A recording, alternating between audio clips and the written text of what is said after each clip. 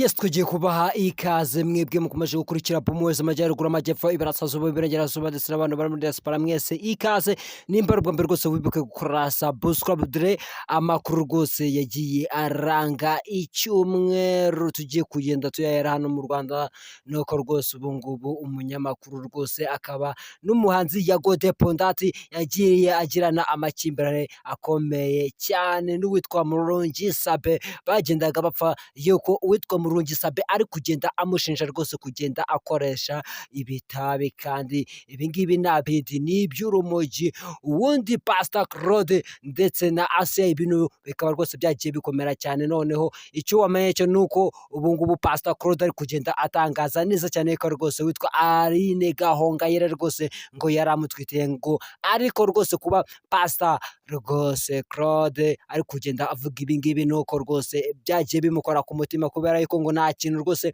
wagenda uburirana witwa rwose Pastor Mutesi rwose neza cyane nuko icyo wamenye cyo nuko ikipe ya APR FC nayo muri weekend yagiye ikina kandi igenda ibyitwaramo neza ikipe ya Manchester United yanze rwose nayo yagiye ibyitwaramo neza cyane nayo igenda tsindwa rwose ikomeza kugenda ijya ahantu habe rwose kuba yagiye inganya rwose abantu benshi bakaba bagenda bavuga neza cyane ko rwose bingana no kugenda itsindwa rwose ikipe ya FC Barcelona yagiye itwara igikombe rwose bigeze ku munota wa prolongation rwose ibyo nta bindi rwose ni mu kiganiro ubwino rwose cyo kuri uyu wa mbere mu busesenguzi ubucukumbuzi bw'icyumweru ahangaha rwose ni kuri Bumwezi njyewe ni Gaca Henry ikaze Boomways, ambiances boomways, tugomba kuzamuka.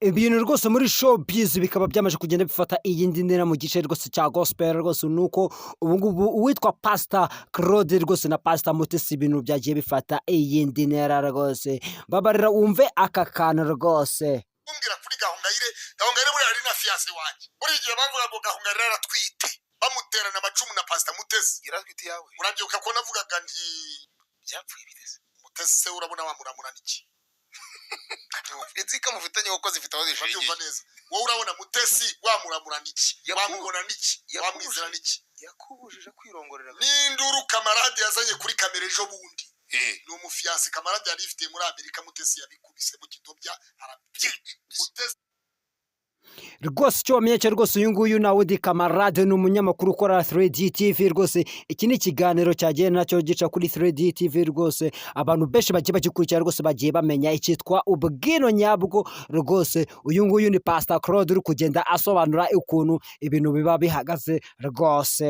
yishukwe bwa Steven na Sia ibyamenwe na Mutesi n'ibimenwe na Claude nakirara mu kanwa Sia kugiye haraye ibyo mfusha Mutesi Mutesi yandikiye Asia amusaba imbabazi Asia aramusubiza ngo kuri umubyeyi se haba umwana icyo ni igisubizo oya icyo ni igisubizo mu yandi magambo ibyo wanoje ibitutsi ufite ngo nanjye nibyo nzagenderamo kandi ariko nk'ubu Steven Mbawari akanyitaba nawe tukumva reaction yiwe Steven yanakwitaba yararakaye watiyute imbabazi Asia yatanze kuri wowe na Mutesi ubundi ijambo nari ifite yanjye kwari ukumubaza ngo mbese Mutesi ko yavuze ko yagusabye imbabazi koko yarazisabye azigusabye warazimuhaye Yes rwose muri showbiz rwose yo muri gospel nuko ibintu biba bihagaze rwose nuko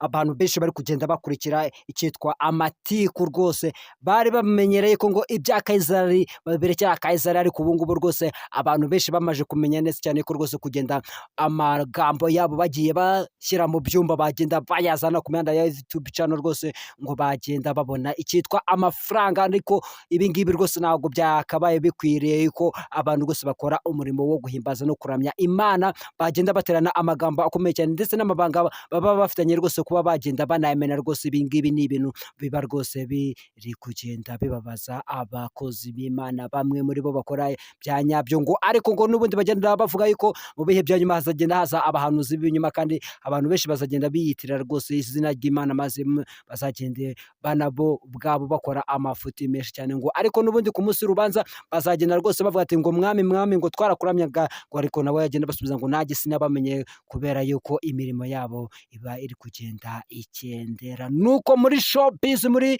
gospel ibintu biba bihagaze. Uwitwa Nick G the General mu iki cyumweru yagiye atangaza amagambo akomeye cyane neza cyane ko rwose yagiye abwira Ama G the Black yuko rwose agomba kuzaza gutwara intebe ze rwose, bitari ibyo ngo intebe arahita azishyira ku isoko rwose. Mu busesenguzi bwacu nuko aba bombi baba baje kugenda bashaka kugira ngo bagende bazamuka, bongere bagaruke muri showbiz hano mu Rwanda, bongere bagende bafatisha mu gihe cya kera ukuntu babaga bameze. Ariko ubu ngubu cyitwa Plank nicyo kintu rwose kiri kugenda gicuruza. Ariko cyo wamenye cyo rwose nuko ubu ngubu Nick G the General rwose ni umwe mu bantu bagiye bahinduka rwose bakagenda bareka ibiyobyabwenge. Ariko rwose uwitwa Ama G the Black ubu ngubu nawe akaba yiturije cyane, akaba rwose ari mu bworozi bw'inkoko. Ariko mw'ubwino nuko akunze kujya mu karere ka Gatsibo ahantu bakunze guhinga urusenda rwose mu gishanga rwose cyariya hafi ya Rwangingo rwose haruguru muri Komande. Abantu bahazi barabizi neza cyane ko Ama G the Black akunze kuzayo rwose. Nawe nimba uri umuntu utazi neza ko Ama G the Black akunze gutemberera akarere ka Gatsibo mu buryo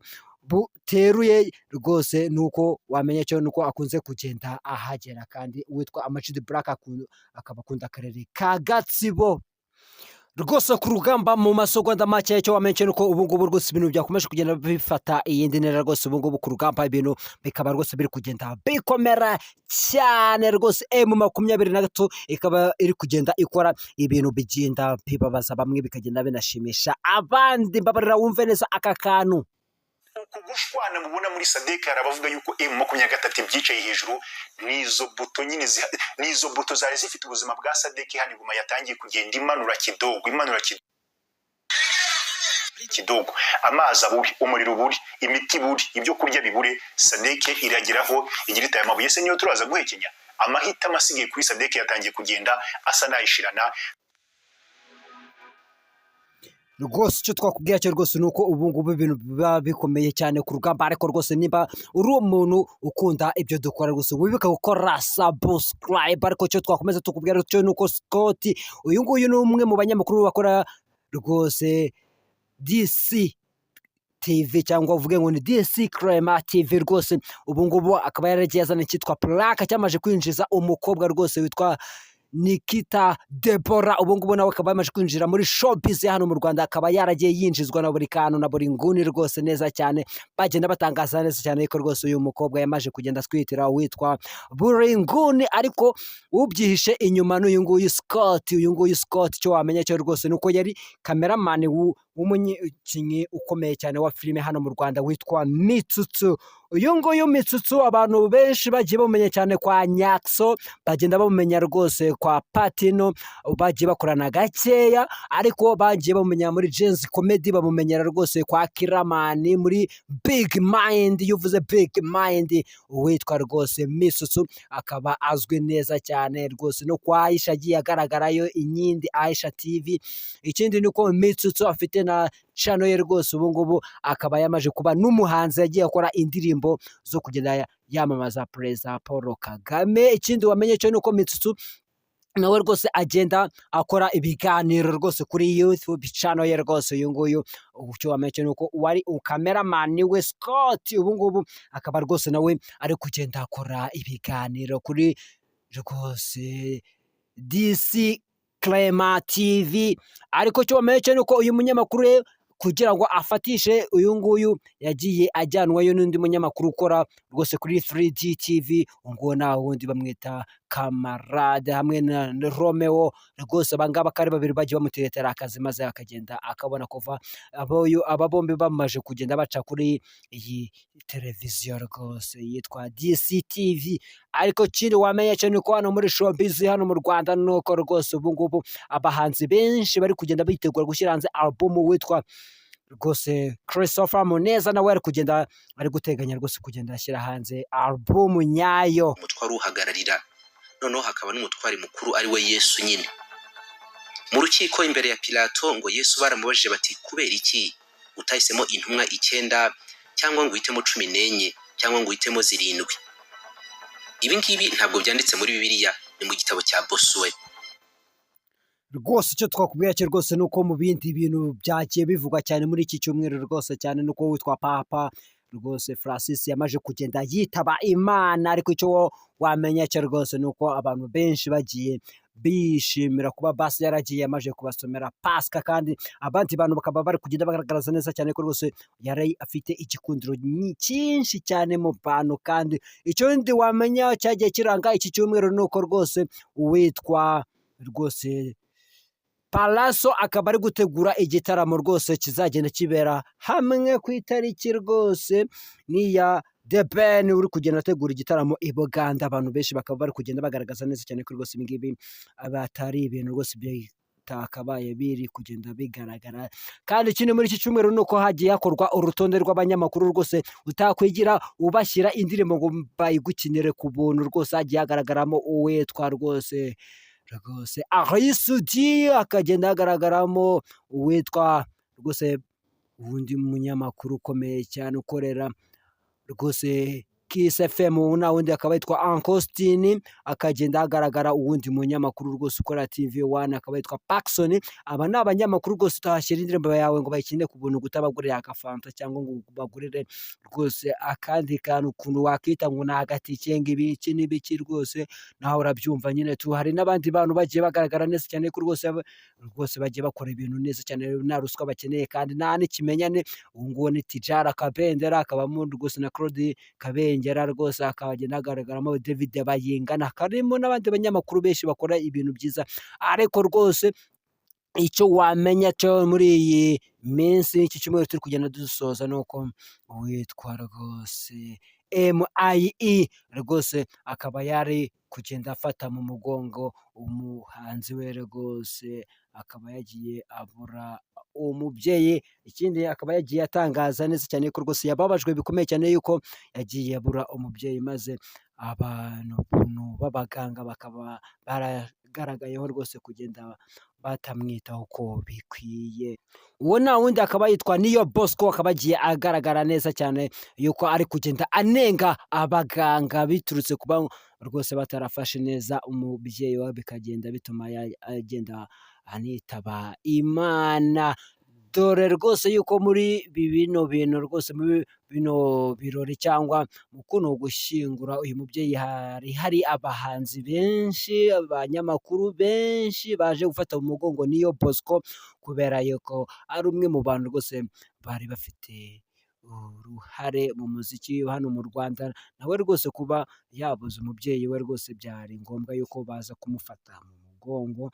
Ikindi wamenya cyagiye kiranga iyi weekend ni uko rwose abantu benshi bakomeje kugenda babona yuko ibingibi bitakabaye rwose biri kugenda biba. Ese ekipe ya Kiyovu Sport izigera imanuka cyangwa rwose manevre zagiye zitegurwa zagiye ziyihera maze bigenda benakunda? Ni uko abasesenguzi benshi bagiye baranga yuko iyi kipe ya Kiyovu Sport yakwigira rwose imanuka, ari kugira ngo Kiyovu Sport imanuke shampiyona bayisubika rwose kugira ngo ekipe itaza kugenda. Ariko rwose icyo wamenye ni uko nayo iri kugenda yigaragaza neza cyane yuko nayo muri weekend yagiye itsinda, ishimangira yuko nta gahunda ifite kuzigera yisanga mu cyiciro cya kabiri rwose hanze y'u Rwanda.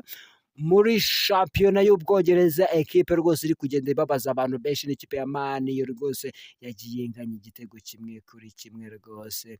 Ni ibintu bakunzi bayo batari kugenda biyumvisha ukuntu iri kugenda ibafata. Porto nayo rwose ikaba yaraye itsinzwe nayo rwose muri iyi weekend rwose, isize nayo yatsinzwe cyane. Ikipe ya FC Barcelona yo yatwaraga igikombe cya Copa del Rey rwose mu buryo bukomeye cyane, ariko igikombe kaba rwose yagiye igitwara. Abantu benshi rwose bakaba bagiye bishimira yuko iyi ekipe iri kugenda ibikora neza cyane. FC Barcelona iyindi ekipe Bayern Munich yatsindaga rwose mu buryo bukomeye cyane, niko ibintu biba bihagaze neza cyane. Ikipe ya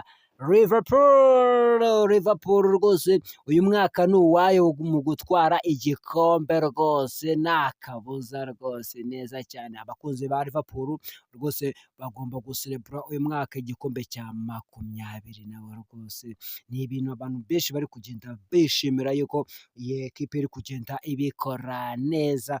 Ikindi kintu rwose cyagiye kiranga iyi weekend rwose nuko twakiye tubabwira neza cyane ko rwose kuba uri umuganga, kuba uri umuntu ushinzwe kwita ku bantu rwose ugomba kubakorera neza cyane serivisi kubera yuko uriho kubera bo kandi neza. Uzajye ugenda ubikora kugira ngo nabo babashe kugenda babona serivisi bakwiriye kandi ibintu byo kugenda barangaranira abantu rwose ngo kuba nta muntu baziranye ibyo ngibyo rwose ntabwo byakabaye bikwiye. Ariko hari n'abandi bantu rwose bagenda bafata ubuzima bw'abandi bantu bakumva yuko rwose bagenda bakoresha mu nyungu zabo bwite. Namwe rwose mugende mwisubiraho kubera yuko umuntu yaje utazi neza yuko muzigera mumenyana. Niba mwaramenyanye rwose ujye ureba inyungu zawe rwose nawe urebe inyungu ze maze murebe ko mwese mugenda mwunguka. Ureke kugira ngo ugende wunguka wenyine kubera yuko ntago nawe ari we wenyine kugira ngo atere imbere. Ese nimba uri mu kazi kugira ngo nawe rwose wamukoresha mu nyungu zawe bwite nta kintu abona, ibyo rwose wumve yuko ibyo ngibyo ni ukwikunda rwose ntabwo biba bikwiye. Gerageza rwose musangire rwose inyungu, ariko niba wifuza yuko nawe ubona inyungu za wenyine rwose wumve yuko nawe yavukiye amezi 9 nawe rwose afite ukuntu abitekereza kandi afite n'imikorere ye rwose. Kandi nimba umubona neza cyane ko abishoboye muhereze abigufashemo, ariko nimba ubona rwose ari inyungu zawe wenyine kandi ikindi we nta nyungu abigiramo rwose ntuzigere na rimwe rwose mukwabagura, mureke rwose n'ubundi azagenda abikora uko abyumva. Kandi nanone ari kugira ngo yice akazi neza cyane nawe azagenda akubwiza ukuri neza yuko rwose kuba rwose nta nyungu abifitemo rwose azagenda abireka. Ariko kumwereka yuko ngo azakorera ubuntu ngo nyuma yaho kazagenda abona akazi rwose, ibyo ngibyo ni scam ikomeye cyane. Mwereke yuko nawe rwose ko nawe yabona isabune n'amavuta yo kwisiga. Ureke kugenda umwereka yuko ngo ejo cyangwa ejo bundi bamutega kuzabona ngo ibyiza, ariko none aha ngaha rwose ngo abeho nabi kugira ngo wowe ubeho neza. None aha ngaha ngo nawe ngo abeho nabi, none aha ngaha ngo ejo azagenda abeho neza. Iyo neza nawe utifuza yuko ejo uzabona rwose uyireke rwose, nawe umwereka yuko none aha ngaha nawe rwose wamuhereza isabune cyangwa amavuta nawe bizagenda rwose bimushimisha kuba rwose abana n'abandi bantu rwose neza cyane. Ariko numwereka yuko mushaka kubana mu buryo bw'uburyarya nawe azagenda bukwereka, ibyo ngibyo nta terambere muzigera mugeraho rwose. Njyewe yari Gaca Honoré Charlotte, ndabakunda cyane mu kiganiro cyo kuri uyu munsi mu busesenguzi rwose. Ndabashima mwebwe bantu bacu muri kugenda munyereka yuko rwose ya masaha agiye kuzura, kandi wowe rwose ukunda ibyo dukora ugakora share kuri bagenzi bawe bakagenda bamenya ibyo dukora, bakagenda bamenya inyigisho ziba zigiye zirimo ndetse na